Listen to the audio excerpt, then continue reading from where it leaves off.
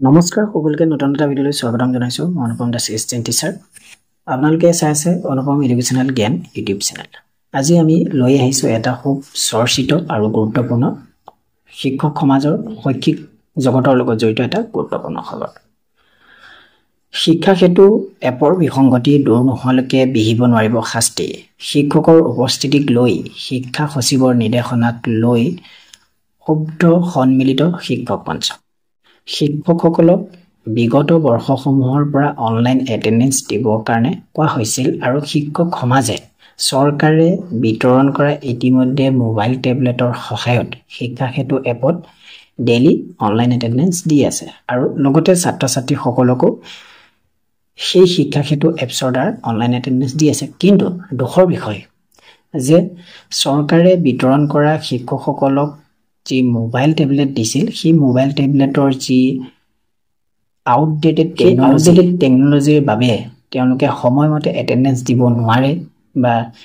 দিবৰ কাৰণে চেষ্টা কৰিলেও সেই মোবাইল টেবলেটটো ষ্টাৰ্ট কৰোঁতে বা এটেন্ডেন্স দিবৰ কাৰণে শিক্ষা হেতু এপছটো ওপেন কৰাৰ বাবে বহু সময়ৰ প্ৰয়োজন হয় যাৰ ফলত তেওঁলোকে নিৰ্দিষ্ট সময়ত এটেন্ডেন্স দিব নোৱাৰে কিন্তু তথাপিও শিক্ষক সমাজে ছাত্ৰ-ছাত্ৰীৰ কাৰণে তেওঁলোকৰ জীৱনটো শৈক্ষিক সমাজৰ কাৰণে উৎসৰ্গা কৰি সদায় নিৰ্দিষ্ট সময়ত চেষ্টা কৰে এটেন্ডেন্স দিবৰ কাৰণে কিন্তু কেইদিনমানৰ আগতে শিক্ষা সচিবে অসমৰ শিক্ষা সচিবে যি শিক্ষক সমাজৰ ডেইলি এটেন্ডেন্সৰ বাবে যি নিৰ্দেশনা জাৰি কৰিলে সেই এটেন্ডেন্সৰ যি অৰ্ডাৰ সেই অৰ্ডাৰটোক লৈ শিক্ষক সমাজ নিশ্চয় এতিয়া সুখী নহয় আৰু লগতে অসমৰ শৈক্ষিক বৌদ্ধিক মহলতো এই বিষয়টো চৰ্চা হৈছে আৰু এই বিষয়টোক লৈ ইতিমধ্যে সোশ্যাল মিডিয়া পেপাৰ ইত্যাদি বিভিন্ন প্ৰকাৰে ভাইৰেল হৈ আছে আৰু অসমীয়া প্ৰতিদিনত এই খবৰটো কেনেদৰে কি আকাৰে প্ৰকাশ হৈছিল সেইটো আমি আজি এই ভিডিঅ'ৰ যোগেদি আপোনালোকক জনাবলৈ চেষ্টা কৰিম শিক্ষা হেতু এপৰ বিসংগতি দূৰ নোহোৱালৈকে বিহিব নোৱাৰিব শিক্ষকসকলক শাস্তি ৰাজ্যৰ শিক্ষক কৰ্মচাৰীসকল সময়মতে বিদ্যালয়লৈ অহা যোৱা সন্দৰ্ভত এপছ আৰু টেবলেট ব্যৱহাৰক লৈ বিসংগতিৰ ফলত উদ্ভৱ হোৱা সমস্যা সমাধানৰ বাবে চৰকাৰে কোনো ব্যৱস্থা নললে সদৌ অসম সন্মিলিত শিক্ষক মঞ্চই আদালতৰ কাষ চপাৰ সিদ্ধান্ত লৈছে মঞ্চৰ মুখ্য সভাপতি ৰঞ্জিত বৰঠাকুৰ আৰু মুখ্য সম্পাদক উৎপল চক্ৰৱৰ্তীয়ে কয় যে শিক্ষক কৰ্মচাৰীসকলে সময়মতে বিদ্যালয়ত উপস্থিতি সন্দৰ্ভত শিক্ষা সচিবৰ তৰফৰ পৰা যি নিৰ্দেশনা দিয়া হৈছে সেয়া নতুন নহয় পূৰ্বৰে পৰা এই নিয়ম চলি আছে মঞ্চৰ মতে শিক্ষক কৰ্মচাৰীয়ে প্ৰৱেশ প্ৰস্থান অৰ্থাৎ in time and out time উপস্থিতি দি আহিছে আৰু ভৱিষ্যতো দি যাব কিন্তু বিসংগতিপূৰ্ণ শিক্ষা হেতু এপৰ জৰিয়তে উপস্থিতি নিৰীক্ষণৰ নামত শিক্ষক কৰ্মচাৰীক শাস্তি প্ৰদানৰ চেষ্টা কৰিলে একত্ৰিতভাৱে তাক প্ৰতিহত কৰা হ'ব খোজে যোৱা 7 জুনত বিদ্যালয় শিক্ষা বিভাগৰ সচিবৰ নিৰ্দেশনাটোক লৈ মঞ্চৰ অন্তৰ্গত 12টা শিক্ষক সংগঠনৰ সভাপতি সম্পাদক তথা বিষয়ববীয়াসকলৰ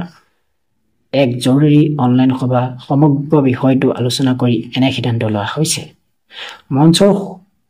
কঠোৰ সকিয়নি শিক্ষা হেতু এপ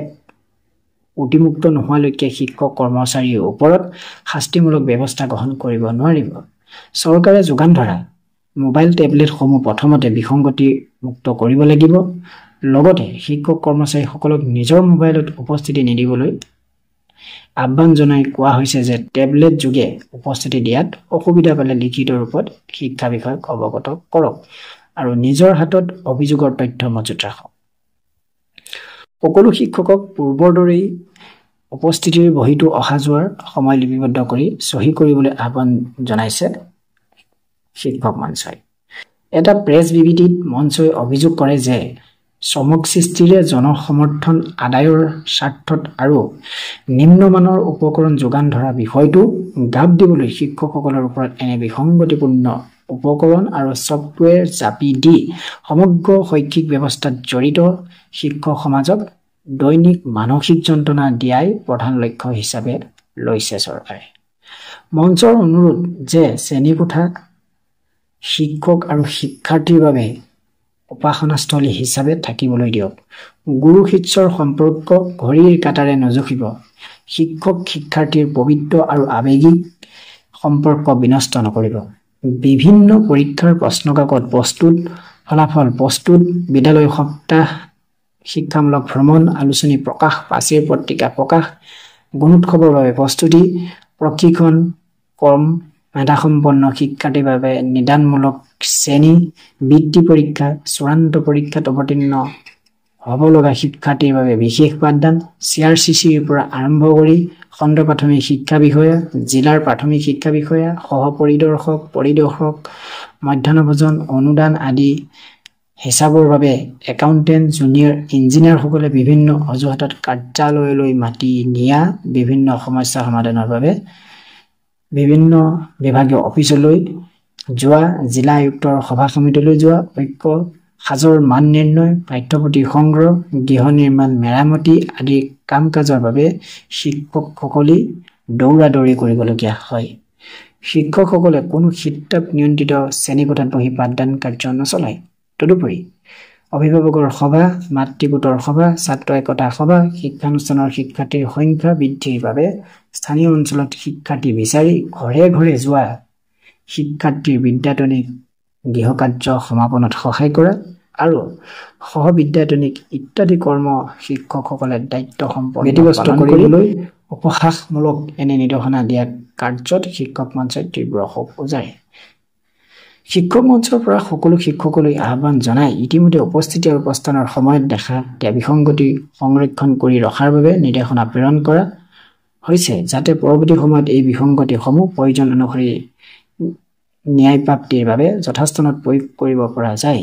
সদ্যহতে শিক্ষক মঞ্চৰ নেতৃত্বই সকলো শিক্ষকক উপস্থিতি আৰু প্ৰস্থানৰ সময়ত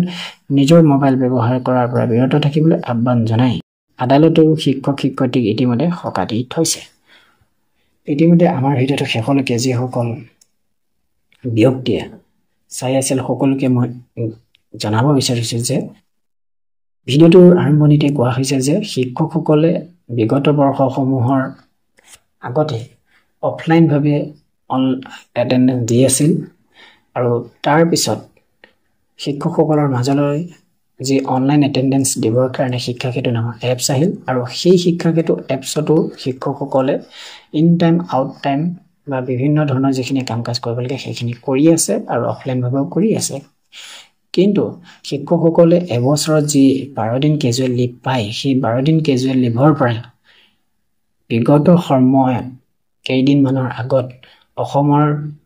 যি শিক্ষা বিভাগ আছে, শিক্ষা বিভাগৰ পৰা যিখন অৰ্ডাৰ আহিছিল, সেই শিক্ষা বিভাগৰ অৰ্ডাৰ মতে নিৰ্দিষ্ট সময়ৰ বিদ্যালয় আৰম্ভ হোৱাৰ নিৰ্দিষ্ট সময়ৰ 15 মিনিট আৰম্ভণিৰ সময়ত আৰু যোৱাৰ সময়তো যদি 15 মিনিট ইফাল সিফাল হয় আৰু এই প্ৰক্ৰিয়াটো যদি মাহটোত দুবাৰকৈ দেখা পোৱা যায়, তেতিয়াহ'লে শিক্ষকজনৰ লিভৰ পৰা লিভ কৰ্তন হ'ব আৰু পৰৱৰ্তী পৰ্যায়ত চেলাৰিও কৰ্তন হ'ব বুলি কোৱা হৈছে, যিটো নেকি শিক্ষকজন জগৰীয়া বুলি ধৰিব পৰা নাযায়। কাৰণ শিক্ষকজনে সদায় চেষ্টা কৰে নিৰ্দিষ্ট সময়ত বিদ্যালয়ত উপস্থিতি হ'বলৈ, কিন্তু শিক্ষাক্ষেত্ৰৰ যিটো এপছ, সেই এপছৰ যি আউটডেটেড টেকন'লজি, সেই টেকন'লজিৰ ফলত যদি আমাৰ সমাজৰ শিক্ষকতাৰ লগত জড়িত নথকা ব্যক্তিয়ে যদি পৰ্যবেক্ষণ কৰোঁ বুলি ভাবে, তেতিয়াহ'লে কোনো এখন কাষৰ বিদ্যালয়ত গৈ চৰকাৰে দিয়া টেবলেটটো থকা যিটো শিক্ষাগত এপছ, সেই এপছটো ৰাতিপুৱাৰ আৰম্ভণিৰ ভাগত যদি অন কৰে, তেতিয়াহ'লে অন কৰাৰ পৰা প্ৰায় 1 ঘণ্টাৰ পিছতহে এটেণ্ডেঞ্চ দিব পৰা যায়। এনেকুৱা এটা প্ৰক্ৰিয়া। সেই প্ৰক্ৰিয়াত শিক্ষকজনে নিৰ্দিষ্ট সময়ৰ আগতে বা নিৰ্দিষ্ট সময়ত বিদ্যালয়ত পালেও কিন্তু তেওঁ এটেণ্ডেঞ্চটো দেৰিকৈহে দেখাব। সেয়েহে এই ক্ষেত্ৰত শিক্ষকজন নিচেই জগৰীয়া নহয়, যাৰ ফলত চৰকাৰী জগৰীয়া বুলি ক'ব পৰা যাব বা আমাৰ ব্যৱস্থাটোৱেই জগৰীয়া বুলি ক'ব পৰা যাব। আশা ৰাখিছোঁ এনে প্ৰক্ৰিয়াবিলাকৰ ক্ষেত্ৰত চৰকাৰে যাতে চকু কাণ দিয়ে আৰু শিক্ষক ছাত্ৰ ছাত্ৰীৰ মাজৰ যিটো সম্পৰ্ক, সেই সম্পৰ্কটো অটুট থাকক আৰু শিক্ষকসকলে যাতে তেওঁলোকৰ মনৰ আশাৰে ছাত্ৰ ছাত্ৰীক সুস্থ সবল পৰিৱেশত যাতে শিক্ষাদান দি অসমৰ যি শৈক্ষিক ব্যৱস্থা অক্ষুণ্ণ ৰাখক, তাৰে আশা ৰাখিলোঁ। আজিৰ ভিডিঅ'টোৰ মূল বিষয়বস্তু আছিল ইমানেই। পৰৱৰ্তী পৰ্যায়ত নিশ্চয় লগ পোৱাৰ প্ৰতিশ্ৰুতি আজিৰ দিনটো